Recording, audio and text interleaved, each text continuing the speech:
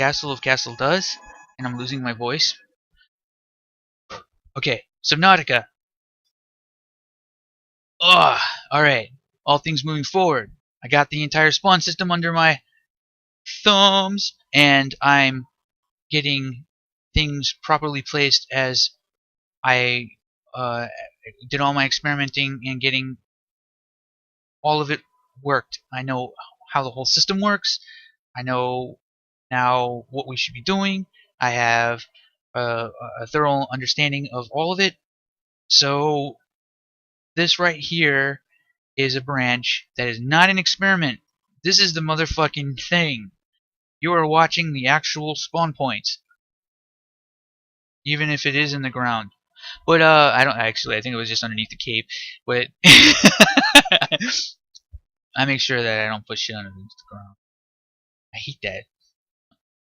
Although that could end up happening because at this point in time, entities are now broken up into separate layers. So somebody can work on the level's art and appearance, while another person's working on gameplay.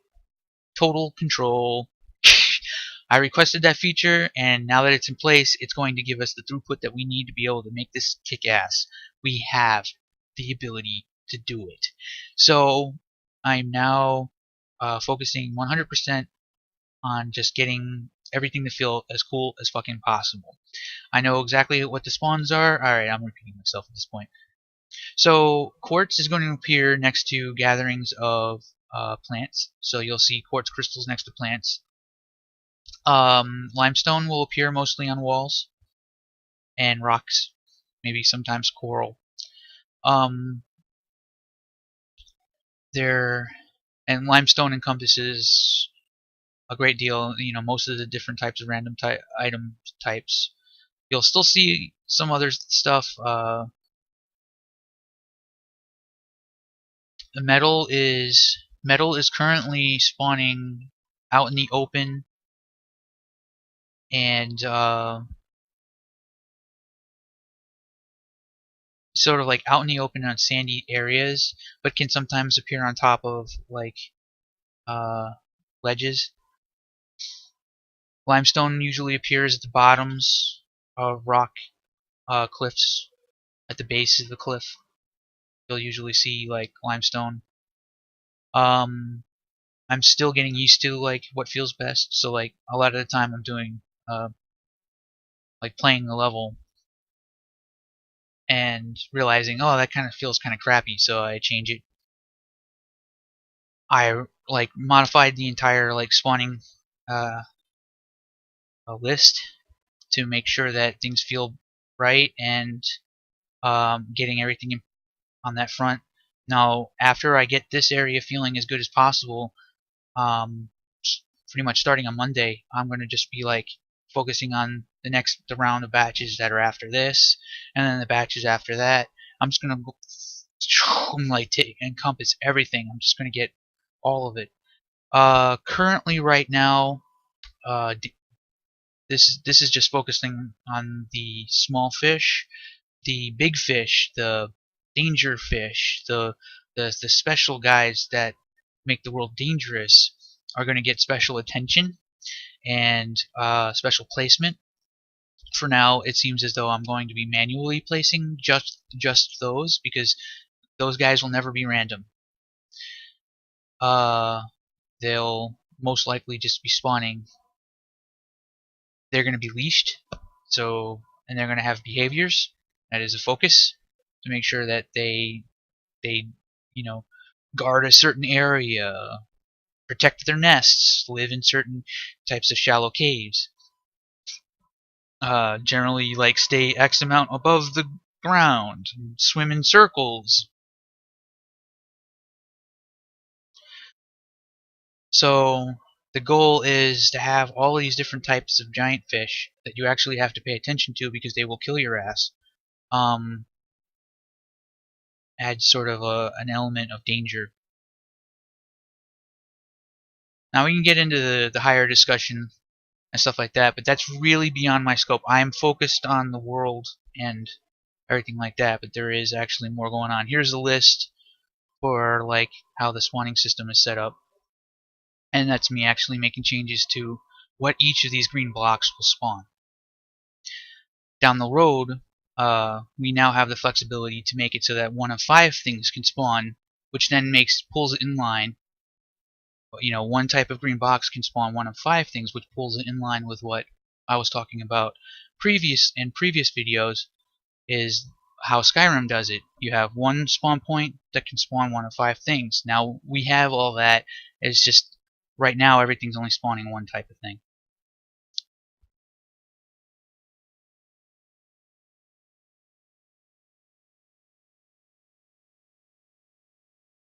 So there's gonna be a lot of this.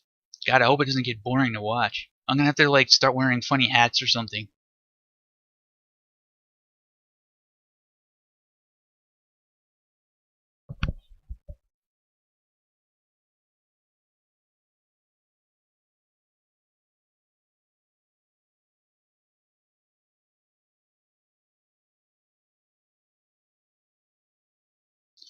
That's sort of a well-guarded area right there for crash fish.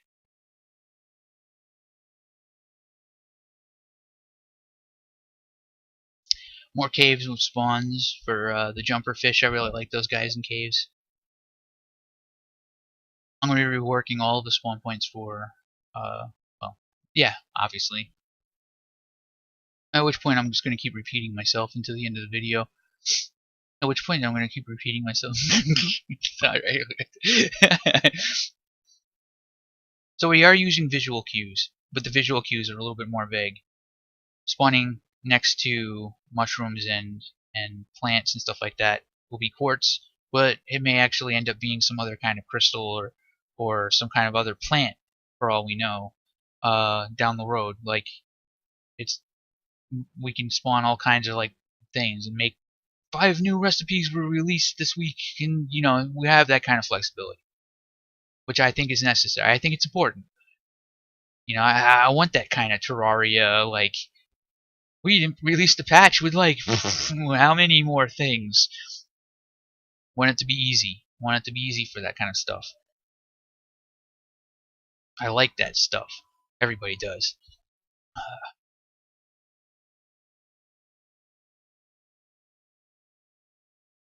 So the one observation I'm having about this is that my old point that I made in the previous video about how many spawn points is required for each one of these batches, hopefully it doesn't end up becoming a problem, because even though this is the correct way to do it, this is the better method, it still requires a hell of a lot of spawns.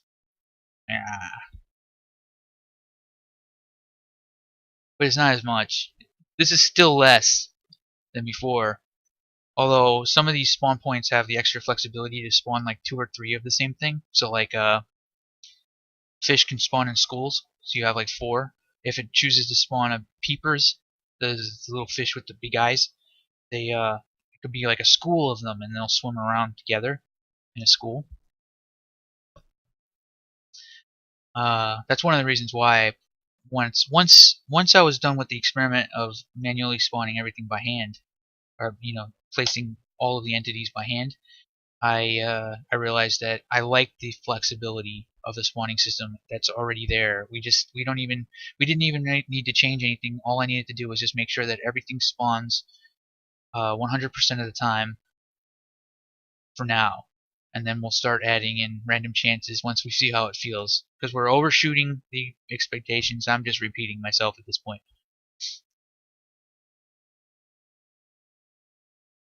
That's good. In which case, yeah, it is necessary to start wearing funny hats, because there's a certain point where it's like, alright soldiers, we know what we're here for. Let's just make it happen. And yeah.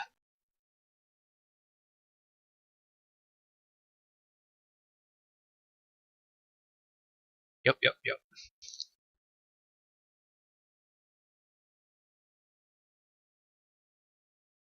Oh, I'm getting tired just looking at this.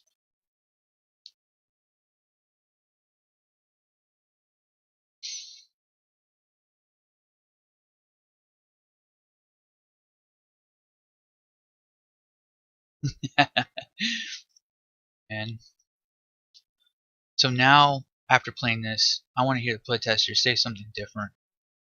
I want to hear them squirm. Oh my god, there's too much stuff now.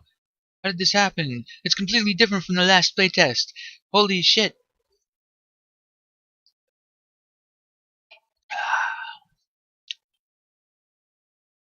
Slightly off topic. Here's a 3D printed squid.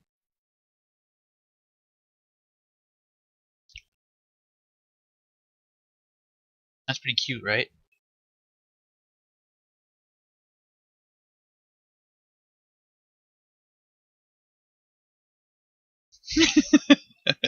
Yeah, yeah, seriously, I'm gonna have to start like playing music to these things.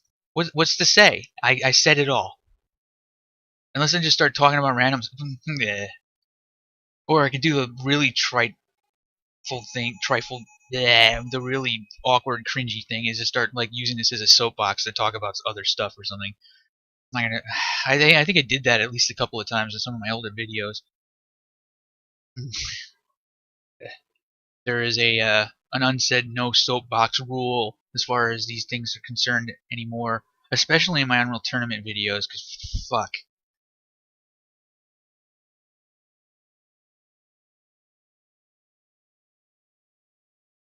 it's bad when I cringe at my own videos. Of course, I do that anyway.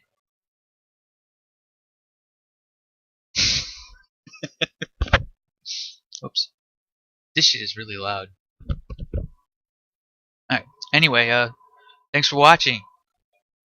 Stay tuned for more. Shit's gonna really get crazy after this. That was the last day of sanity.